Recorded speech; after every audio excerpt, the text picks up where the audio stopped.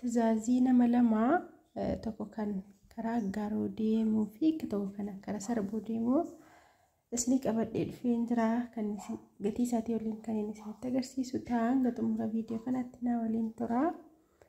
Assalaamu alaykum warahmatullahi wabarakatuh. Kabajamtoota hordoftoota koo jirtu nagaa keessanii fayyuma alhamdulillah nagaadha fayyaa kooti.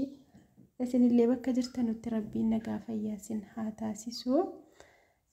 Egaa akkuma argaa jirtanu maashaallah diizaayinii adda wayiin isni qabadhee dhufee diizaayinii haaraa jechuudha. Faashinii maal jedhama reefuma jalqabee yeroo jalqabaatiif jechuudha diizaayiniin kuni bakka biraatti illee argitanii na ergaa inshaallah yeroo baay'ee zarfiin sadaarii naanna'ee jidduun vii godhamudha. Yeroo baay'ee jechuudha garuu inni daarii naanna'a jidduun vii godhamu akka tokko kotatii wayii ta'e jechuudha. Zarfii danatti mee diizaayinii layyatti jedhee baasna jennee kun haala kanaan hodhamee maashaallah. Egaa tiraasii tokko hodheetanii obboleettii abbaa tajaajii kanaatii ergee wal bira qabee isa vii sana sadiimaa uffatee fi isa jidduun qulfii sana wal bira qabee ergee gaafadhee isa kamiinsiif hodhamu ennaan isuma hamma hodhamee jiru kana filattee haala kanaan hodhameef jechuudha. Maashaallah baay'ee tokko bareeda. Egaa tajaajiinsi firaashii 4 tiraasii 12 tiraasii firaashii isaatii wajjin akkuma argaa jirtan tiraasii firaashiin isaa birrii 1,100 kana yeroo ammaa kana garuu firaashichi hin jiru ammas immoo deebi'ee badee jira. Firaashichi isa birrii 1,100 jechuudha. Akkuma argitanu kunis illee diizaayiniin kun buluu bilaakii dhuma ta'ee diizaayinii bicuu layyatti kan jedhedha jechuudha. Akkasii inshaallah firaashii 4 tiraasii 12 carqiif tiraasii isaatii wajjin jechuudha. Sufraaf qircaatii dabalatee firaashiin 4 tiraasiin 12 sufraa meetirii 2 gara meetira 1 dheerinni meetira 2 laastikii isaa andanyaatiin jechuudha. Sufraan jechuudha. Akkasuma qircaatitti dabalatee walumaa galatti jechuudha birriinsaa tiraasii tokko hammanaa firaashiin tokko hammanaa irreeyyuu 4,12 birrii 7,000 sufraaf qircaatii malee jechuudha. Waa hundayyuu isaa andanyaa bareedaadhaan seeraan hodhamee jechuudha. Sufraaf qircaatii dabalatee immoo birrii 9,200 namoonni baay'een yeroo baay'ee gatii na gaafattu jechuudha. Akkasiin inshaallah firaashiif tiraasiin isaa immoo gaafilannoo keessanii firaashiin akkuma amma isinitti hime 1,100 jira, 1,350 jira, 1,550 jira, 1,750 jira. Egaa jedhaatuma deema. Taayigariin 1,750 sababa 12dhaan dhufee jira 12dhaan 1,350 taayigariin jechuudha. Omaan jedhu taayigariin akkuma Itiyoofoomiti. Itiyoofoomirayyuu wayya jedhama taayigarii kan jedhamu tiraasiidhaanis firaashiidhaanis jira jechuudha. Tiraasiin isaa ispoonjiidhuma qulqulluudha. Birrii 400 jechuudha tokkoonsaa. Inni immoo tiraasiin boondidii irraa immoo birrii 500 jechuudha tokkoonsaa. Inni jabaadhuma bareedaa kan carqii waxxaree bareedu jechuudha. Akkasii namoonni yeroo baay'ee gatii na gaafattanuufanii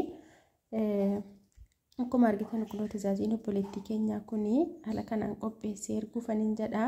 Beebittii kana subhaanallah beebiif qircaatii kana duraan maatiidhaaf hojjechiistee turte obboleettiin keenya kun hamma obboleettiidhaaf hojjechiisaa jirti. Duraan immoo diimaa kana waggaa darbe waggaa ramadaana dhufu jechuudha. Wagguma kana maatiidhaaf hojjechiistee turte garuu akka tasaa ta'e sufraaf qircaatiin isaa na biratti hafee ture. Isa nama immoo kun duuka buusaaraaf jechuudha. Akka carraa ta'e bifti sun illee deebi'ee dhufe maashaallah. Akkasii kun immoo diizaayiniin kun diizaayinii haaraadha jechuun haaraa miti jira qaata bahee kafeettaan seesa baheedha jechuudha. Kun arabiyaa majlisiidhaan yeroo baay'ee ni hojjetama. Akkasuma haala kanaan firaash carqiidhaaf tiraas carqiidhaanis illee ni hojjetama. Carqichillee sadarkaa qaba jechuudha. Inni kun maan jedhu isa warqaammaan isaa isa akkas irra gadi naannee geexii sana osoo hin taane carqichumti kun akkuma akka warqaammaa wahiitila qulfii fi si warqaammaa jidduu buute geexitti sana lamman malee carqichumti asliinsaa ni gadhiisa jedhamee shakkamala jechuun egaa yeroo tokkotti miti yeroo 2-3 miiccamee maal jedhee takka fayyadamamee bareeduma waziisaa kana ni gadhiisa laa yeroo keessaa malee cimina homaan jedhu carqiinsaa yabbuudha bareedaadha egaa bareedumaaf qiyyaariidhaa fi homaan jedhu jechuudha carqii arabiyaa majlisiin inni hamma isin argitan suni yeroo baay'ee waggoota lakkoofsiseera jechuudha baay'ee tokko tureera marra gadi miidha jechuudha sun garuu kaan namni wama haaraa barbaada mitiiree kafeedhaa taanseesa kanaa haaluma kanaan qayayyaramaa dhufa jechuudha naa ciminatti wanti akka carqii arabiyaa majlisii hin jiru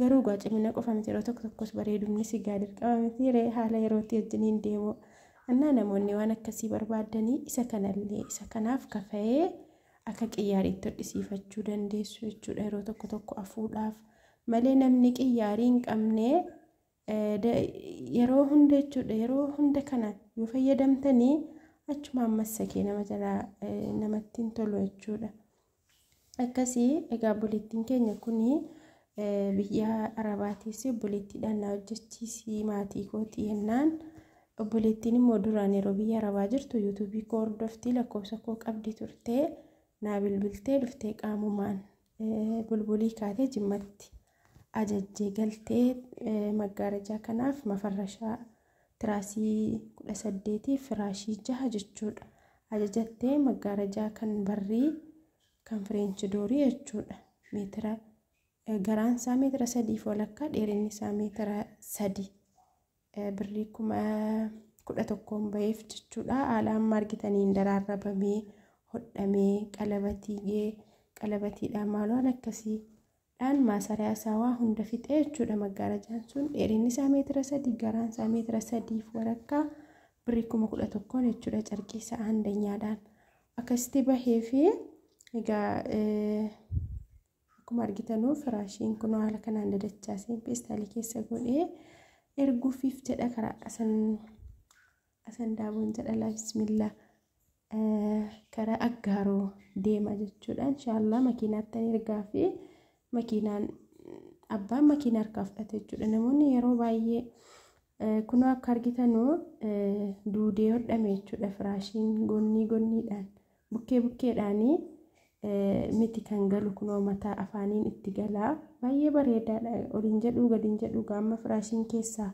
haphatee lallaafee jedhutti malee badaa bareedaa haala kanaanii hodhamee egaa kan ta'uu qabu namni kana hodhisiifatee firaashiidhuma kanaan fayyadamuu qaba ittillee himeeraa firaashii kana itti bitaa jedhee jechuudha akkasii firaashii achuma aggaaroodhaa binna jedhanii carqii qofa ajajatanii akkasinis niin jedha hordoftoota koo inshaallah namoonni saalihaa ofiif geessita miti ofiif mana nuu geessita miti jettan jechuudha mafarrashaa yookiin afata kanneen akkanaa kana ani mana hanga manaan geessu makiinaattan isinii ergaa maatiin keessan makiinaarraa fudhatu jechuudha eeyyen bakka mana kootii kaasee hanga mannaaraa geessee amaanaadhaan makiinaatti isinii kenneetan lakkoofsa makiinaa sanaa targaa makiinaa sanaa immoo maatii keessanii kennee bilbilumaan maatiin keessan makiinaa harkaa fuudha jechuudha makiinaadhaan bakka akkanaatti bakka akkanaatti naa buusii jedhee waliin haasa'ee amma fakkeenyaaf yoon mafarrashaan kun karaa aggaaroo deemaa kan nama tokkooti yeroo hodhanu yeroo hojjetamu jechuudha wama xiqqoodha jechuudha kan keessaa argatamu amma fakkeenyaaf yoon ka'ee qaamaan geesse asii kaan jimmaa kaanii aggaaroo deemuu jechuudha galii yeroo hangam akkanii nama jalaa fudhatu tilmaamaa dhayyib kan nama hundaa yoon immoo geggeessaa oolee tijaajii keessan taqabbaluu meeshaalee bibbituu hojii biraa hoshi innaa baay'ee tokko ulfaataa geggeessuun naaf hin mijaawwan gamanaa geessuun jechuudha fakkeenyaaf meeshaalee gurguddaa kan akka arabiyaa majlisii meeshaa mana guutuu isayyuu kan dirqama duuka deemuu kan ta'u yoo ta'e akkasii isiniifan geessaa garuu amma fakkeenyaaf tajaajiin mafarrashaawwan kanneen akkanaa kana guyyaa guyyaan kan nama tokkos kan nama lamaas inuman gaggeessa. Kana hunda garuu kana hunda duukan deemaa taa'uun naaf hin mijaahu. Baay'ee tokko yeroo na jalaa fudhata makiinaatti isinii kenna.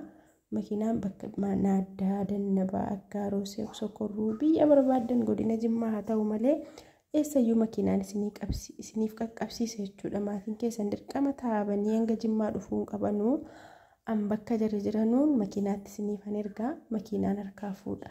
Haala akkasiitiin inshaallah waliin deemna. Namoonni akka waan dirqama mana geessuu qabu wayitti ilaaltanutu jirtu kana hidheeta inshaallah.